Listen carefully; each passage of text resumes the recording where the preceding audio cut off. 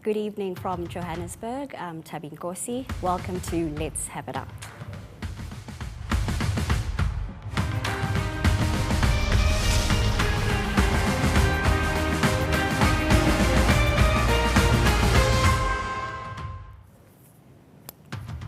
Tonight and every weeknight here on eNCA, a variety of people will get their chance to host this program.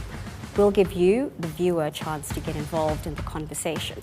Unfiltered, accountable, and accessible. Now, in South Africa, you can't talk about economic growth and poverty alleviation without talking about agriculture. This sector is one of our only vehicles for creating employment on a mass scale in the poorest parts of our country. In an industry where government and the private sector are often at loggerheads, the need to revitalize agriculture is refreshingly one point that all can agree on. It's been quite encouraging to see government and the private sector band together to discuss inspiring future plans for the sector.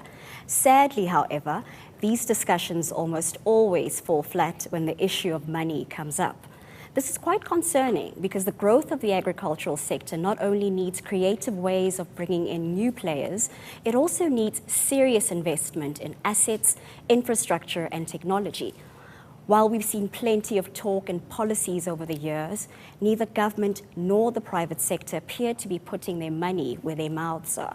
And as a result, investment in agriculture remains dangerously low.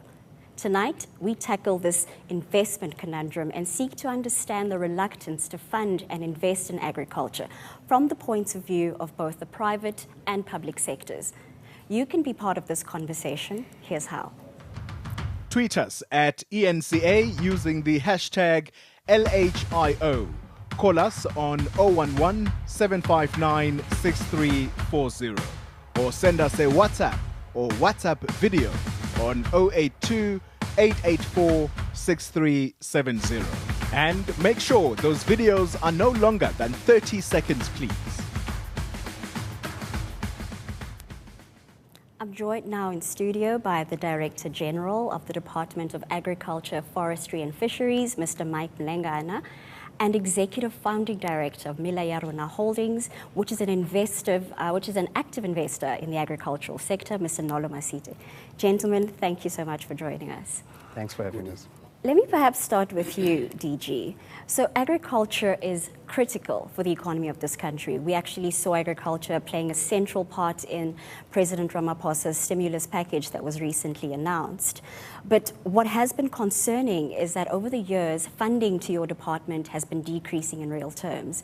So it appears that we say that agriculture is important. When it comes to funding the department that is responsible for supporting farmers, we fall short. Now, given that we are trying to move this country forward using agriculture as a base, how do we deal with these realities? Thank you. First, it is an honor and a privilege that we have got a communication channel that allows us to be transparent about what we do, especially communicate those things we do to our farmers and our viewers, especially for agriculture, both in terms of employment creation and poverty alleviation. First, we have partnered in what we call a triple P partnership. That includes the private sector and many players within the private sector. And secondly, one of those players has been the land bank in our situation through what we call a model we call blended finance, which is the use of government funds to de-risk loans from the land bank and then partner with some partners from the private sector to do that same de-risking to ensure that we can fund specifically smallholder farmers. Now, DG, it's quite interesting that you mentioned the land bank because I think they've been quite vocal about the fact that they receive little government funding. In fact, almost all their funding comes from capital markets. So how does this blended financing model work when you have an institution that is meant to be supporting emerging farmers being bound by the constraints of capital markets and essentially can't play that role? That's a very significant question. Because on the one side, we are realizing that the land bank was originally established to be a bank that enforces or facilitates agricultural growth, but it doesn't have that capacity financially. So what we have then said, but it does have financial management skills. We then have to take government grants and utilize them to allow it to use its commercial loan books to borrow to smallholder farmers, thereby allowing smallholder farmers to finance, to the finance which they don't have. There's no access to finance right now. We bring that grant and said, please borrow them. We are reducing the risk that you could have been exposed to. At the same time, they also have got access to finance, and you manage that finance so that there's sustainability for one, production, and for the returns to you. And that seems to be working. And we call that blended finance model. So it's blended financing with government grants together with commercial funding. Yes, and we bring it within categories, or what I call segmented farmer categories, looking at their availability, their affordability levels. And then we categorize those farmers. For example, we look at vulnerable households that produce purely for subsistence to meet their basic consumer needs.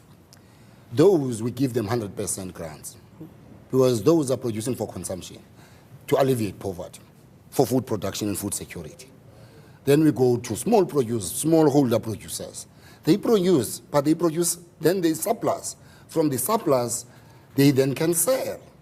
Those farmers can get a profit or go up to a turnover of 5 million, for example, or 5,000, or 50,000, let's say 50,000. Those we still do not borrow. We let them be there and continue production. Then we go to the smallholder producer, medium producer. That one is doing about 50,000 to 5 million. We then say we'll give you 35% grant. Okay. Etc. So DG, it appears to me that the role of government is basically to commercialize small-scale farmers and not to maintain the status quo. So Nolo, perhaps coming to you as someone who is in the private sector, where do you see the possible parallels, and are there opportunities and incentives for players like you to get involved in this space? In this space, okay.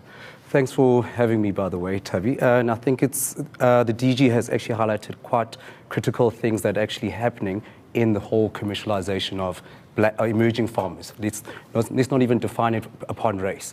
For me, where I'm saying is that from a private sector point of view, collaboration is critical in this space. And I think if we look at actually recently the article, the guy who wrote, one of the farmers who wrote about the collaboration between the established farmer and also the development of those emerging farmers around them. It's critical for us to see that model as a way of looking at innovative ways of actually dealing with the whole commercialization. But it's also good for us to remember that the current commercial farmer was not born. It was created by fundamentally creating the structures which enabled us in order to get the commercial farmer where it is now. And therefore, government, with the incentives that the DG is talking about, and as well private sector, need to come together. So that's where I see more that the collaboration is the solution versus just throwing the buck down to the government at all times.